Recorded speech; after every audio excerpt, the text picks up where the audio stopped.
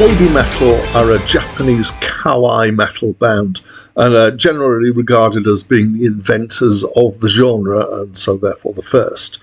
They were created by a guy called Kei Kobayashi who goes under the name Kobametal, and they're a blend of girl idol J-pop style stuff and metal. So it's this kind of combination of cute and dark. Their visual styling uses a lot of black and red stuff. So they're fronted, or they were fronted by three cutesy girls who were going under the name of Sue Metal, Moa Metal, and Yui Metal, who were singing and dancing. And then they're backed by a metal band who are seriously good musicians generally.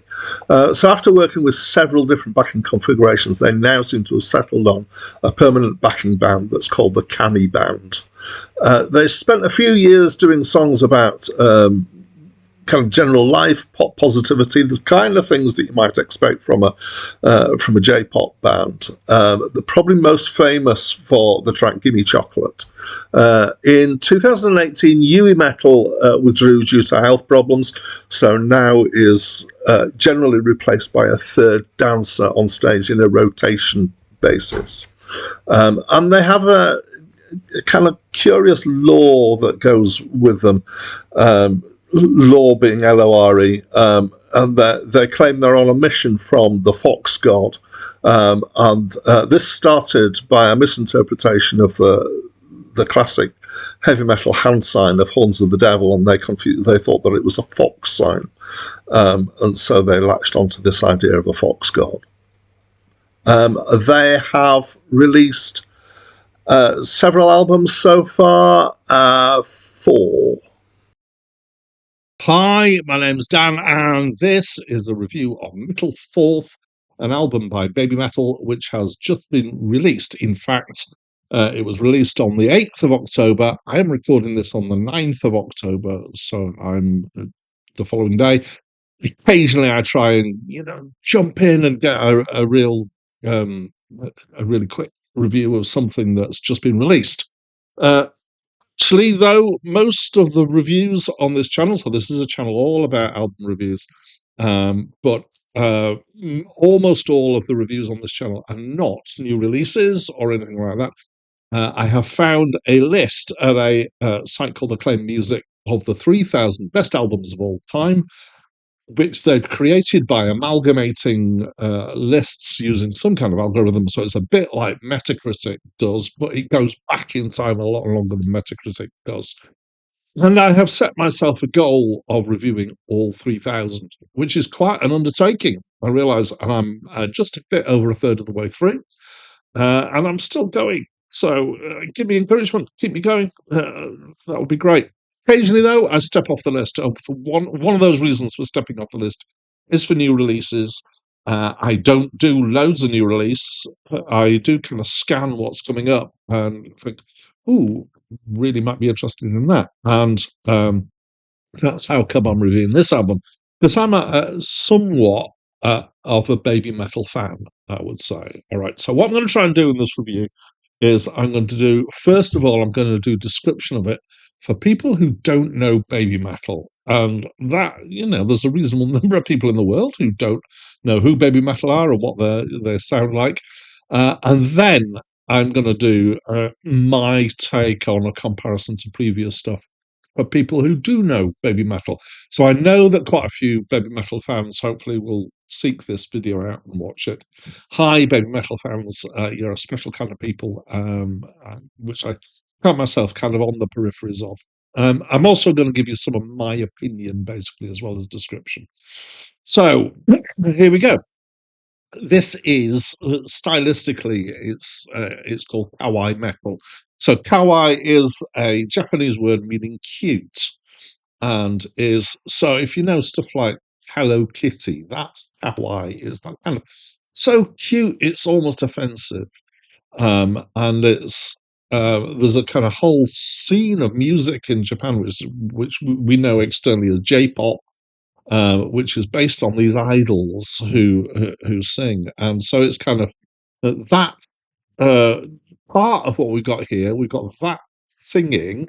So we've got three kawaii Japanese girls singing, and then with metal backing, and the metal is speed, death, industrial, and other stuff as well. So it's quite varied metal sound. So it's quite sweet sounding vocals from the girls. I'll dig more into them a little bit later. The metal backing, so it tends to go up and down in intensity. It's one of those kind of musics that isn't relentless. It'll do a passage of heavy instrumental stuff and then a kind of maybe more symphonic feel with some singing. Or you do get some singing whilst it's heavier, and it tends to kind of go up, down, up, down, up, down, kind of alternating somewhat. Uh, um, it's at times I've mentioned symphonic. At times it's definitely kind of speed metal kind of stuff. At times there's kind of electronic elements in there as well, and at times there's some in what I would call industrial noise elements, particularly when it's being deliberately more discordant than sometimes. It is rich and it's dense. It's very produced, and it's got a very saturated production to it. So there's a lot of sound going on. It's so there was and I've just forgotten his name. The guy who did the Wall of Sound, Phil Spector. I knew it'd come back to me. Had this theory that you had to fill all the bits of the sound and make this wall of sound, and also do things over and over again to make it sound bigger. This has yeah, if that was a wall of sound, then this is kind of like a tower of sound. It's got a huge amount of sound going on. It is quite varied, and one of the reasons for this is that there's a lot of guests here. So this is a thing that people do obviously on albums.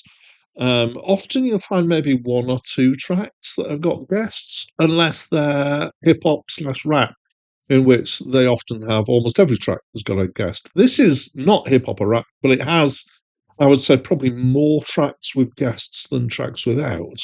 I think we're probably about 75% with guests, I'm guessing. And they're not just singers. So some of them are bands. And these people are making a stylistic contribution as well as just, giving a contrast in the singing as well. So I'm going to hopefully quickly go through who some of these people are. So there's Tom Morello from Rage from the Machine, who I've heard of. There's, I don't know how the correct pronunciation, Polyphia, who I've come across. I've seen videos of their stuff, and they have this very technical, tight, complex speed sound, particularly the guy who plays guitars. It's got a particular style to it, and they've brought this in. They did start apparently with a more metal sound and developed into this cleaner sound, but they brought that back into the metal here. Well, we've got Poppy, who some people may have come across doing growl vocals on one of the tracks, first track on the album, actually. We've got Spirit Box and Electric Callboy, who are names that I didn't know. We've got Bloodywood from India and Slaughter to Prevail from Russia, who are not bands that I know of. And so as a result, we have quite a lot of different sounds going on. And like I said, the contributions they're bringing isn't just it's them singing, or it isn't just it's them playing the instruments, or somebody as a soloist guesting. They're often making quite a substantial stylistic contribution to the feel. Harmonically, in general, it's more. Here's a set of chords. There's some metal. Some metal's kind of chug, chug, chug, chug. Let's go up a semitone. Chug, chug, chug, chug. And let's go up 4 semitones. Chug, chug, chug. That kind of thing. Whereas this has often chord sequences and things that you could get into. As well, it also has a tendency to have melodies as well. Again, that's some metal does, but a lot of metal doesn't do that kind of stuff. So I'm going to dig a little bit deeper into Babymetal as a thing. So some people look askance at Babymetal. I have come across the idea that people are saying they're not proper metal. They can't be taken seriously. But some people do. take them relatively seriously or very seriously.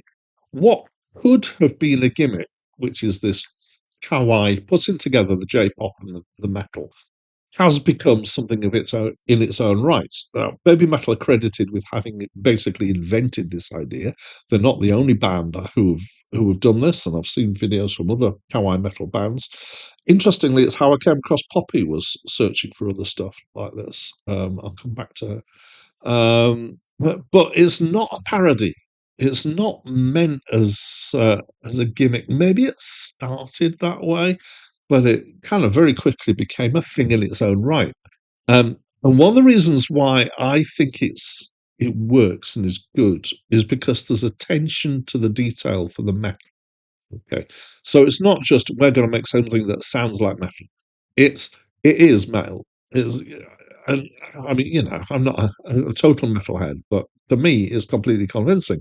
And it has the sounds, it has the rhythms, it has the approach uh, that uh, that is there, and they make it work. And I think that it worked for Babymetal and on this album, not because it's a natural fit to put J-pop and metal together, but they've done it through understanding what they're doing and through skill. So the metal's not in any way watered down. And I think sometimes when thinking about Babymetal, I can't say absolutely for sure that everybody does this or that the majority of people do this, but I think that sometimes there is this focus of thinking, well, is it properly metal?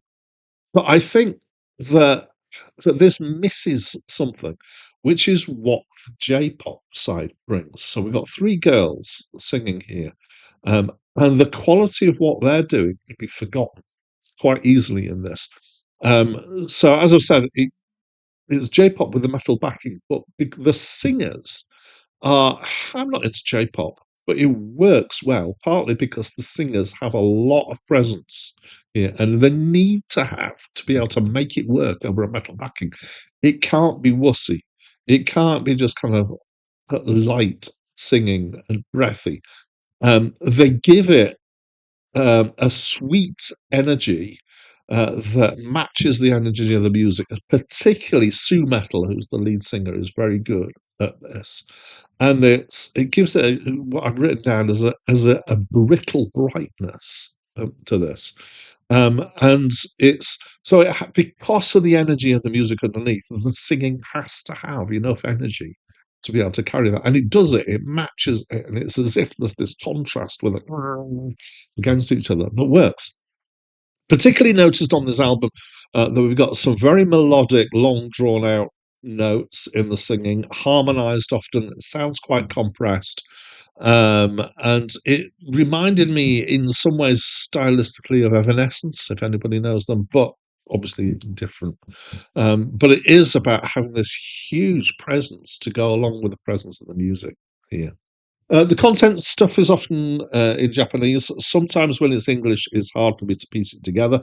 Sometimes that's because bits are growled, often by guests, and sometimes it's just because it's sung in such a strident way, and because I'm kind of mostly expecting Japanese. Occasionally, I go, "Oh, there's some English words there," picking it up. Um, the impression that I get is that the content is generally positive, with some fantasy elements.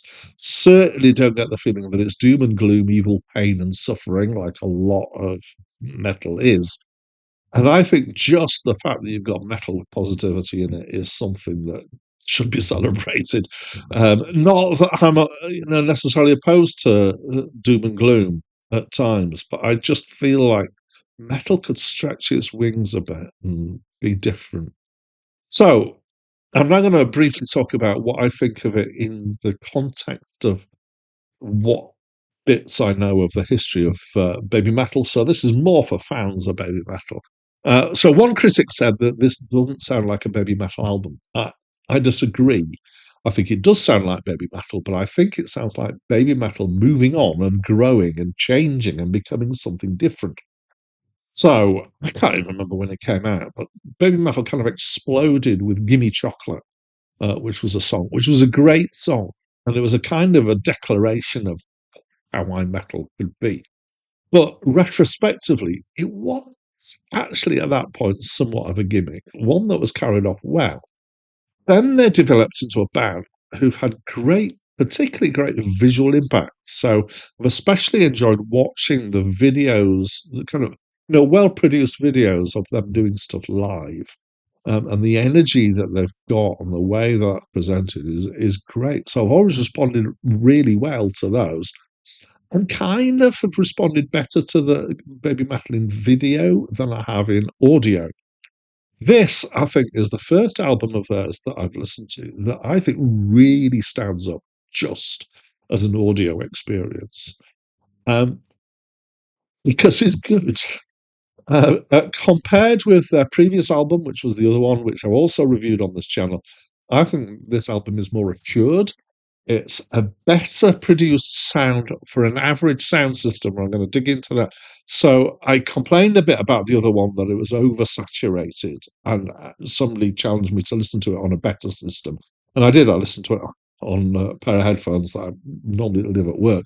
They're actually really high fidelity headphones, and it did sound better on them.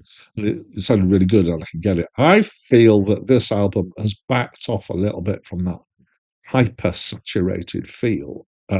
It's still pretty saturated, but it sounds better and it comes across better on cheaper stuff. So I listened to it one time on my normal headphones, which was great, it's fine, and one time on my laptop speakers. And I do this on purpose, partly for convenience, but partly because that's how a lot of people listen to music. Oops, just knocked something down. Um, so I do try and listen in kind of relatively typical listening ways, and one was laptop speakers. Stood up really well on the laptop speakers, this album, which the previous album didn't, I think. Um, I I feel like it's got an interesting vibe. I feel like they're stretching out stylistically, which is great. I feel like they're still on a journey and I don't know where they're going. And I've got to be interested to find out. I feel like it may be, in retrospect, looking back, this may be a transitional album from being more of the kind of kawaii cuteness into being more serious. And I think that the content is more serious. It's less of, ooh, my boyfriend and chocolate and stuff like that, and more about other things. So stretching the wings, I think. Somewhat, I think, because of the guests. I think the guests are a great idea, but it does feel a bit less focused as an album than some albums do. It's actually quite a short album, but it's pretty intense. So I feel like it's a good length for the album because it's so packed with stuff. Um, and I mentioned Poppy a couple of times. I found their use of Poppy interesting. So Poppy is someone that I came across, as I said before, when I was looking for other things that might be like Babymetal. Now, Poppy isn't really like Babymetal, but she's got this kind of metal and cute thing going on at the same time. But the cute's a very different kind of cute. Now, I reviewed one of her new releases recently. I was really blown away by it. I have liked Poppy, been quite confused by her at times, but I think that's because it's so stylistically interesting. I felt there was interesting use of Poppy, so they've just got her doing growly vocals. She can do other things as well, but um, obviously they wanted to work with her, and that's what they wanted to do. I've also enjoyed the inclusion of a couple of more kind of ethnic sounding things on here. So the start of Con Con, for example, this isn't a new thing for Babymetal. I've had this for a while, I think. But I've got to applaud that. I like it when you kind of get those world music influences coming in. Overall, I like it. It's well put together. It's glitzy, but it's got a decent art to it. Some of the more industrial slash noise bits are moving in a more sonically aggressive direction, which I think is somewhat newer for Babymetal. And it's going to be interesting to see where they go next. I wouldn't say it's an absolute genius storming album, but it is. I've given it an 8.2. It's a strong album. It's one that I feel I definitely come back to, and I'm thinking about getting my own copy of it for permanent stuff. So that's what I think. I like it. As always, I'd love to know what you think of this album. So please do share by leaving a comment. If you're new to the channel, go check out some of my other videos. If you're interested in what I'm doing with this journey that I'm on, go and have a look at that. I know there's 1,000+ videos is kind of a daunting thing, but you can dip in and find find your own stuff.